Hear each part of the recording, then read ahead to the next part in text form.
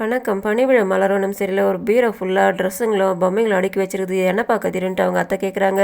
என் தங்கச்சிக்காக தான் அதெல்லாம் வாங்கணும்னு சொல்லும்போது, நீ இவ்வளோ நல்லவனா இருக்க, உன்னை அவள் புரிஞ்சிக்கலையான்ட்டு அவள் தங்கச்சி மனசு மாறி என்னை ஏற்றுக்கிற வரலாம் நான் காத்துட்ருப்பேன்னு சொல்லும்போது அவங்க சொல்கிறாங்க, இவ்வளோ நல்லவனா இருக்க நீ நீ இந்தமாரி பண்ணிகிட்டு இருக்குது உன்னோட பாசம் தெரியுது, அதனால் அவ்வளோ மனசு மாறி வருப்பா, நீ கவலைப்படாதன்ட்டு அவங்க சொல்லிட்டு போகிறாங்க. இதே நேரத்தில் கோவத்தோடு உட்காந்துக்கிட்டு இருக்காங்க அன்பு. அந்த இடத்துல சேரன் வந்து நிற்கிறாரு. வாக்கா சாப்பிட போகலான்ட்டு, எனக்கு சாப்பிட பிடிக்கல, நீ போய்ட்டு சாப்பிடுன்ற.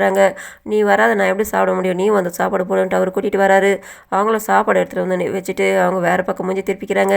ஏன்க்கா கோவமாக இருக்க, எதுக்காக மூஞ்சி தூக்கி வச்சுட்டு நிற்கிறேன்ட்டு, நானும் உங்ககிட்ட கடை கூட்டிகிட்டு போகிறேன் எதுக்காக, நான் பிடிச்ச புடவை எடுத்து கொடுப்பேன்னு பார்த்தாக்கா பிடிக்காத புடவை எடுத்து கொடுத்துருக்கேன்ட்டு சொல்லும்போது, அதுதான் காரணமா, உன்னை பற்றி எனக்கு தெரியாதாக்கான்ட்டு அவர் உள்ளே போயிட்டு அந்த புடவை இவங்க ஆசைப்பட்ட புடவை எடுத்து வந்து கொடுக்கும்போது இவங்க அதை பார்த்து ஷாக்காக வராங்க.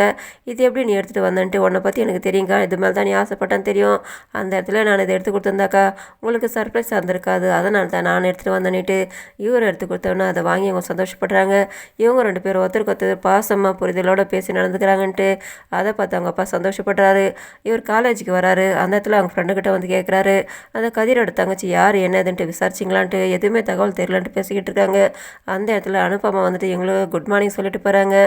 இதே நேரத்தில் அன்பு ஒரு ஆசிரமத்தை நடத்திக்கிட்டு இருக்கிறவரோட கூட வந்துகிட்டு இருக்காங்க. உன்னை நினச்சி எனக்கு ரொம்ப சந்தோஷமாக பெருமையாக இருக்குதுமா, நீ நேர்மையாக உண்மையாகவும் இருக்குன்னு நினைக்கிறேன், குடும்பத்தை பார்த்துக்கிற, வேலைக்கு போகிற, எங்களுக்கும் வந்து உதவி பண்ணுறேன்ட்டு இவங்க ராஜராஜேஸ்வரோட வீட்டுக்கு வராங்க. இந்த இடத்துக்கு வந்திருக்கோம் சார் அப்படின்ட்டு அவங்க கேட்குறாங்க. ஆமாம்மா, இங்கே வரதுக்கு உனக்கு பிடிக்கல, ஏதாவது பிரச்சனைன்னு கேட்கும்போது, இல்லை பரவாயில்லன்னுட்டு இவங்க வந்துட்டு செக்யூரிட்டிகிட்ட சொல்கிறாங்க, நாங்கள் வந்திருக்கோன்ட்டு உள்ளே போய்ட்டு சொல்லிட்டு வாங்கணுன்னு அவங்க கிளம்பிடுறாங்க. உள்ளே வந்துட்டு அவர் பர்மிஷன் கேட்டுட்டு வந்துட்டு சொல்கிறாரு, உங்களை வர சொல்கிறாங்க வாங்கன்னிட்டு இவங்களும் உள்ளே வராங்க. உள்ளே வந்தவொடனே அன்பை பார்த்து ராஜேஸ்வரி பார்த்து ஷாக் ஆகுறாங்க. உள்ளே வந்தவொடனே உள்ளே வந்துட்டு இவங்க பேசிட்டு உக்காடுறாங்க. அந்த இடத்துல கதிர் பணம் எடுத்து வந்து கொடுக்குறாரு, இதை நீயே கொடுப்பா உன்னோட கையாலன்னுட்டு.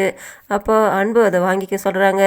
அப்போ இவர் சொல்கிறாரு, நாங்கள் கூட இவ்வளோ செலவு பண்ணியிருக்கோம், ஆனால் இப்போ தான் நாங்கள் நல்ல விஷயத்துக்காக செலவு பண்ணுறோம், இதை நீங்கள் ஆசிரமத்தில் இருக்கிற பசங்களுக்கெல்லாம் செலவு பண்ணுங்கன்ட்டு கொடுக்குறாங்க, இது எண்ணி பார்த்துக்குமான்ட்டு அங்கே பர்மிஷன் சொல்கிறாரு. உங்களோட பெருந்தன்மையான மனசு, நீங்கள் இவ்வளோ பணம் கொடுத்துருக்கீங்க, அது எண்ணி பார்த்தா தப்பாகுன்ட்டு இவங்க கலகலப்பாக பேசுகிறாங்க. இதை பார்த்து கதிர் அவங்க அம்மாவும் வெறுப்பாகிறாங்க.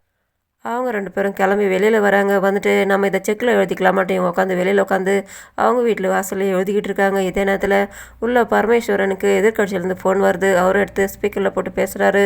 என்ன விஷயம்னு கேட்குறாரு. எதிரிலேருந்து பேசுகிறாங்க, எங்களோட கட்சியில் ரொம்ப டல்லாக ஓடிக்கிட்டு இருக்குது, பிரச்சனை நடக்குது, அதனால் உங்கள் சார்பாக நீங்கள் யாராவது சொன்னீங்கன்னாக்கா, நீங்கள் சொல்கிறவங்கள நாங்கள் எங்கள் கட்சி சார்பாக எலெக்ஷனில் நிற்க வைக்கலான்னு பார்க்குறேன், நீங்கள் சொன்னீங்கன்னா நாங்கள் நிற்க வைக்கிறோம் சொன்னோன்னு அதை கேட்டு அவங்க சந்தோஷப்பட்டாங்க. சரி நான் அப்புறமா சொல்கிறானிட்டு அதை கேட்டுட்டு இப்போ தான் நல்ல விஷயம் நடக்குதுன்ட்டு அவங்க சந்தோஷப்பட்டுட்டு இதை பற்றி நம்ம ஜோசியர்கிட்ட கேட்டுடலான்ட்டு அவங்க ஜோசியருக்கு ஃபோன் பண்ணுறாங்க. அவர் அதை கேட்டு சந்தோஷப்படுறாரு. இருங்க நான் சோழி போட்டு பார்த்து சொல்கிறேன்ட்டு அவரும் வந்து சோழி போட்டு பார்த்துட்டு சொல்கிறாரு, இப்போ உங்களுக்கு நல்ல விஷயம் நடக்குது, இதுக்கு மேலே உங்களுக்கு நல்லதாகவே நடக்குன்ட்டு சோழி சொல்லுது. அப்போ இவங்க கேட்குறாங்க, என்னோடய சாபம்லாம் போயிடுச்சான்னுட்டு. அதை கேட்டு அவர் சொல்கிறாரு, நீங்கள் ஏதாவது தானம் பண்ணிங்களான்னுட்டு.